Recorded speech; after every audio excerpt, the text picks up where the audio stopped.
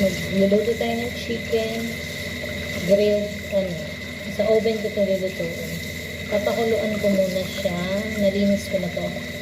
Last na hugas na to. Papakuluan ko muna siya ng isang lang, kulo. Tapos papakuluan ko ulit with the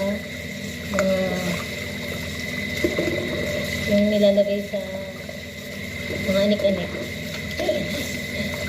Na loading. Papakuluan ko lang ito sa isang yung parang iba-blanch. Ganon. Tapos tsaka ko siya papakuluan ulit.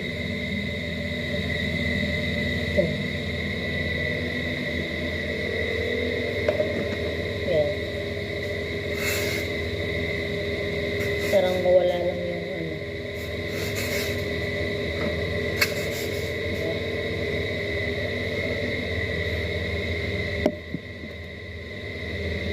Lalagyan ko siya ng laurel at bawang.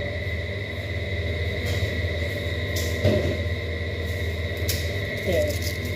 Bawang. Mga dalawa lang siguro. Nalit, tatlo. Papakuluan ko siya mga 20 minutes. Tapos, mamaya i-oven ko siya. Tapos, makikita niyo yung gagawin kong sauce. Ayan na siya, huhugasan ko na siya ulit. Tapos, yung huhugasan ko, tapos ilalagay ko na yung bawang. Hugas ulit. Daming pinagdaanan ng manok. Hugas na naman.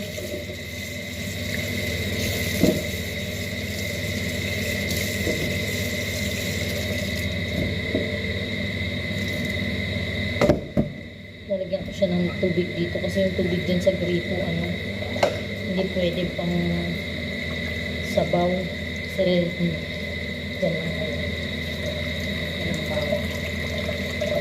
yung bawang kanina tiwain lang natin.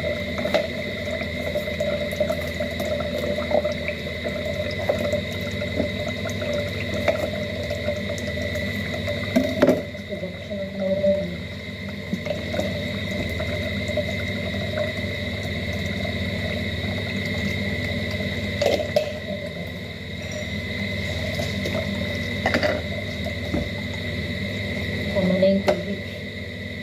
Ito, lalagyan ko siya na yun. Ano ba ito? Cardamom. Ang pawala din ng kalansahan. Saka kung lagyan ko na rin itong mga anik-anik na ito ay cinnamon stick. Ay, sorry. Cloves.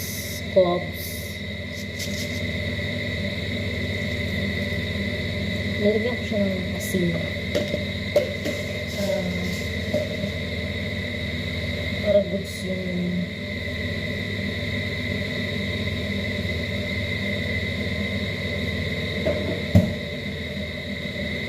pakuluan na natin siya.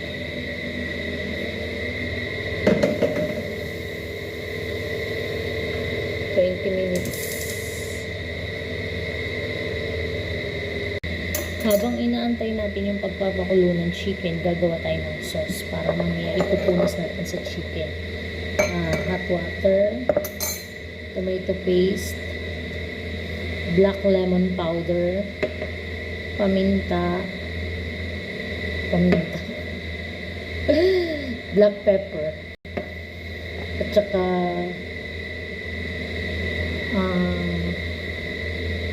ngayon nawala ko na sa paprika, saka a little bit of salt.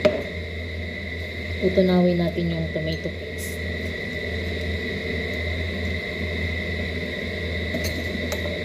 Lagyan natin ng konting hot water para lang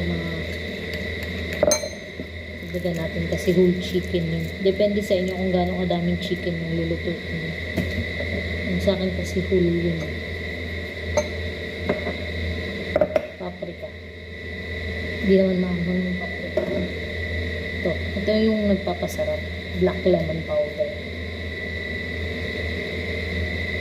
Depende sa inyo kung ano yung trip nyo.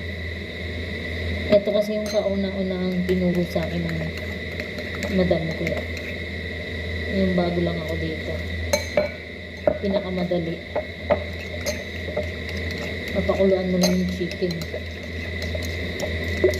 Diba? Mas maganda siya pag medyo black-black.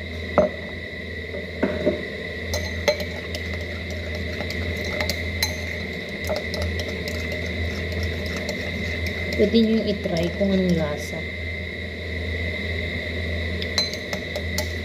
Konting asin. Salt. Tapos, patayin lang natin yung chicken. Pwede mo na ito siyang ipunas doon. Parang gusto kong lagyan ng paprika. Wala yan. Naninigas yung paprika.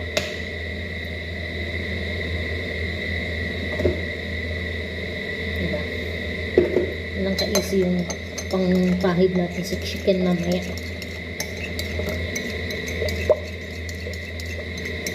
Try natin. Okay na. Boiling na siya. Papaanoin natin siya, papalambutin. Para mamaya pag nilugutin siya sa oven, madali na lang siyang maluto. Babalikan ko kayo ulit mamaya. Tapos, yung sabaw na natira, malinis kasi yan. Isasabaw ko siya sa rice. Para yung rice may, gusto kasi nila dito yung may lasa. Kaya magluluto na tayo ng kanin. Ayan na yung rice natin. Kasi yung ganda, no? Ang ganda ng pagkaluto pa.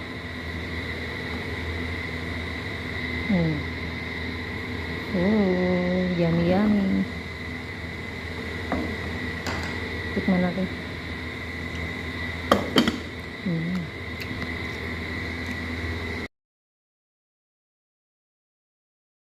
Ito na siya. Kukunin natin para makita nyo. See? Hindi masyadong ano yung camera ko. Maganda siya. More. A little. And then finish. Ito yung natira. Pupunas-punasan ko siya para medyo para kasi siyang dry. Lagyan ko siya ng konting oil. Ano ba? Lagyan natin siya ng konting, ay punasan natin siya ng konting, hindi yan maduming tubig yung pinaka-sauce niya. Yan. Para medyo, kasi ano siya dry.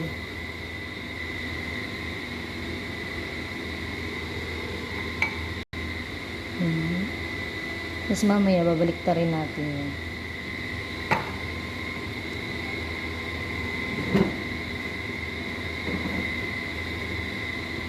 Kandahan, baka mapasyo.